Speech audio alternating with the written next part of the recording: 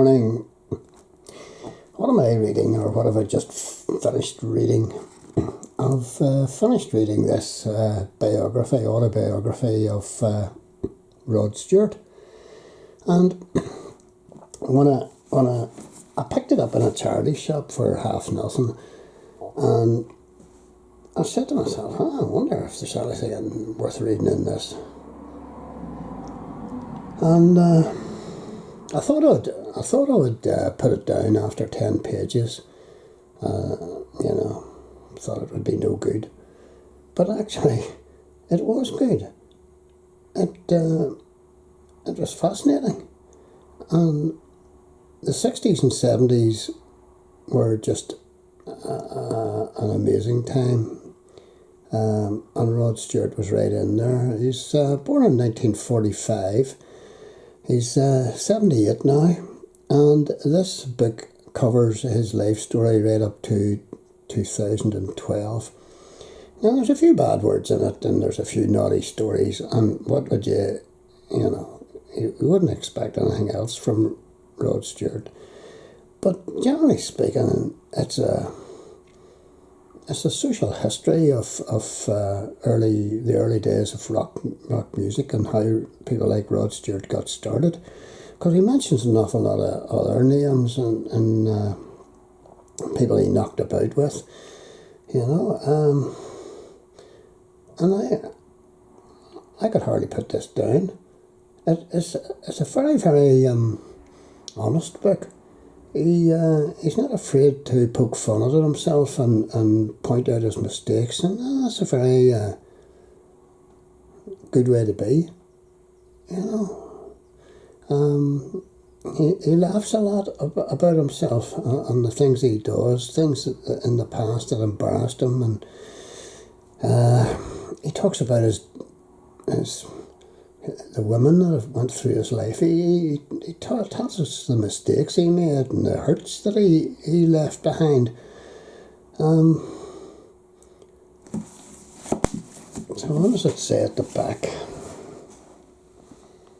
Born working class, Scottish plumber, North London. I mean, he had little connection to Scotland, but yet Scotland is very, very firmly in his sights right throughout his life. Proud of his Scottish heritage through his dad. Despite some close shaves with a number of diverse career paths ranging from gravedigger to professional football player, it was music that captured his heart.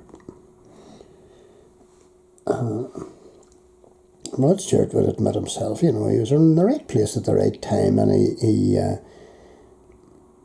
he was picked up by important people and helped along life's road. He credits Long John Baldry as being a mentor and a huge help in his life. He was in the Jeff Beck group, and he was in the Faces. I loved the old Faces and their stuff, their output. Talks about Maggie May and all the rest of it. His private, not so private life, marriages, divorces and affairs. He has been with so many different women, good looking women. Rod's is an incredible life, and here, thrillingly, for the first time, he tells the whole thing, leaving no knickers under the bed. Oh dear, we'll not talk about that. He's a shocking man, a rollicking rock and roll adventure that is at times deeply moving.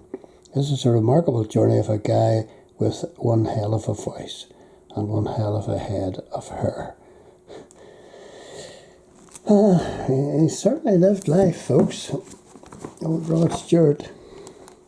And he laughs at this photograph of himself. Look at the hair there. And I found this book, as I say, very interesting, and it was very funny. in places. You know, some of the songs, many of the songs are a backdrop to my own life and where I was and what I was doing all those years ago. Rod Stewart Autobiography, up to 2012, from 1945, a sort of a social documentary, almost of early pop and rock music. I wish him well. He's some pup, and a rollicking good read. I wonder, has he done anything more, you know, to complete the autobiography up to 2023? Possibly not. But listen to him doing an interview there the other day, and he's still got the quirky Jack the Lad type of humour that endears him to so many people. But like us all, he's getting older. He's 78, and he's not going to run forever. Rod Stewart Autobiography, well worth a read. And I got this one, as I say, for what, £1 or something like that out of the charity shop. I certainly enjoyed it.